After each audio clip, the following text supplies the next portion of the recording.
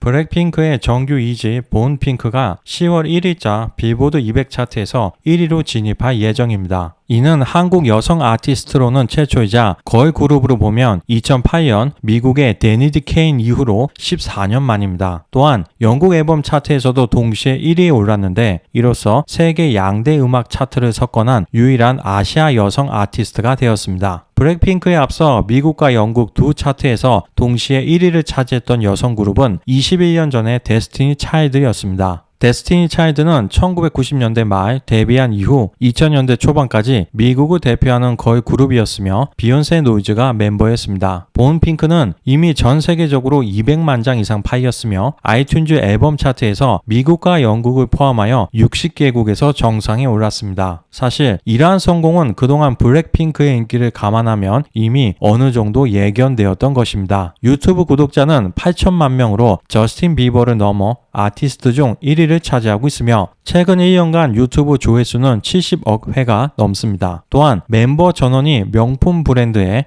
홍보대사로 활약 중입니다. 블랙핑크는 특히 뛰어난 외모와 가창력, 유창한 영어와 무대 장악력 등을 앞세워 K-팝의 수준을 몇 단계 더 끌어올렸다고 볼 수 있겠습니다. 소속사 YG는 언론을 통해 우리 블링크들이 만들어준 영광의 순간이다. 정말 고맙고 사랑한다며 기쁜 마음을 감추지 않았고 블랙핑크 멤버들은 2집 봄핑크를 작업하면서 팀 정체성은 물론이고 한층 진화된 블랙핑크의 음악을 들려드리고 싶었다. 앞으로 좋은 모습 보여드릴 수 있도록 최선을 다하겠다며 소회를 밝혔습니다. 이처럼 한국은 블랙핑크뿐만 아니라 스트레이키즈, 아이브, 뉴진스 등 세계 시장에 도전해도 손색이 없는 실력파 아이돌들이 끊임없이 배출되고 있기 때문에 이제 한국 영화 드라마에 이어 K-팝 역시 지구촌의 대세 문화 컨텐츠로 확고히 자리매김을 하고 있다고 볼 수 있겠습니다. 이처럼 경사가 넘쳐나는 한국과는 다르게 중국 음악의 국제 경쟁력은 갈수록 떨어지고 있어 중국 인민들의 마음을 불편하게 만들고 있습니다. 애플 뮤직의 2021년 기존 스트리밍 전세계 순위를 보면 1위는 BTS, 2위는 올리비아 로드리고, 3위는 아리아나 그란데였습니다. 그런데 중국 순위를 보면 굉장히 특이합니다. 1위부터 5위까지가 주거윤의 노래이며 탑10의 9곡, 탑20의 17곡, 탑30의 26곡, 탑50의 42곡, 탑100의 56곡이 주거윤의 노래였습니다. 데뷔한 지 22년이 된 주거윤의 노래가 100곡 중에서 절반 이상을 차지하고 있는 것입니다. 심지어 1위에서 5위 안에는 약 20년 전에 발표했던 곡들마저 들어가 있습니다.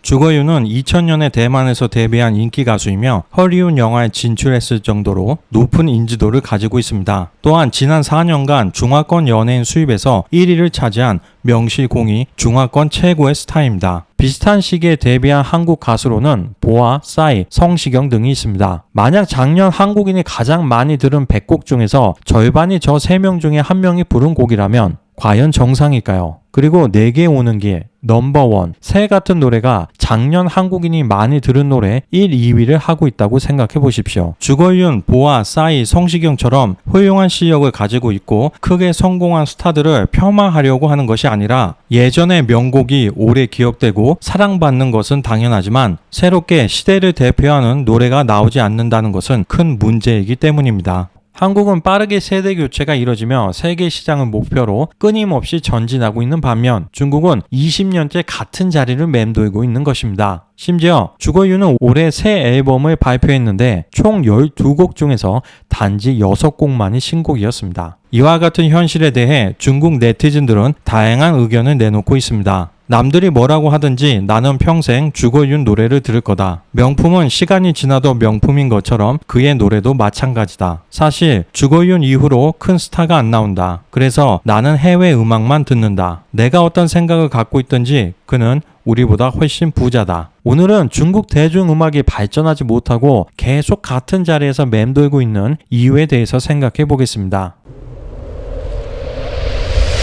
첫째, 중국의 선배 음악인들은 후배 양성에 별다른 관심이 없습니다. 중화권을 대표하는 가수인 유덕화나 주걸윤 역시 후배 가수들을 키우지 않습니다. 그 이유가 경쟁자를 만들지 않기 위해서인지 아니면 아직은 본인들이 직접 음악 시장 전면에 나서고 싶어서인지는 알 수 없습니다. 하지만 확실한 건 중화권의 음악으로 세계 시장을 공략하겠다는 뚜렷한 목표를 가지고 후배를 양성하고자 하는 중국 가수들은 없다는 것입니다. 둘째, 힘든 걸 기피하는 중국의 청년들입니다. 훌륭한 가수가 되기 위해서는 혹독한 트레이닝을 받아야 합니다. 특히 한국의 아이돌처럼 세계를 무대로 하기 위해서는 꾸준한 자기관리, 팀을 위한 희생, 다른 멤버들과의 조화가 필수입니다. 이는 외동 아들 딸로 태어나 귀하게 자란 중국 청년들에게는 결코 쉽지 않은 일입니다. 또한 한국에서 힘들게 배우지 않아도 중국으로 돌아가면 지금까지 연습한 것만으로도 경쟁 우위에 설 수 있으며 그렇게 고생하지 않아도 더 많은 돈을 벌 수 있기 때문입니다. 슈퍼주니어의 한경, 엑소의 루한, 우이판 등 이미 우리에게는 익숙한 일입니다. 그리고 쉽게 돈을 벌 수 있는 연기자로 전업하는 경우가 많습니다. 특히 남자 가수 출신들은 연기력이 부족해도 가수 활동을 통해 얻은 인기를 등에 업고 주연 배우부터 시작하는 경우가 많습니다. 이는 중국의 낮은 저작권 의식도 영향이 큽니다. 물론 영화 드라마의 경우도 불법 복제나 시청이 많지만 최소한 많은 투자자들이 있고 전국의 수십 개의 방송국과 아이치, 망고TV 등의 다수의 OTT가 존재하기 때문에 흥행 여부와 관계없이 엄청난 돈을 받을 수 있습니다. 최근 수리남으로 한국에서도 유명해진 장전의 경우 2019년 출연한 중국 60부작 OTT 드라마 신석연의 출연료는 1억 위안, 약 200억 원에 달합니다. 반면 음반은 판매 가격이 높지 않아 돈을 벌기도 힘들고 불법 복제를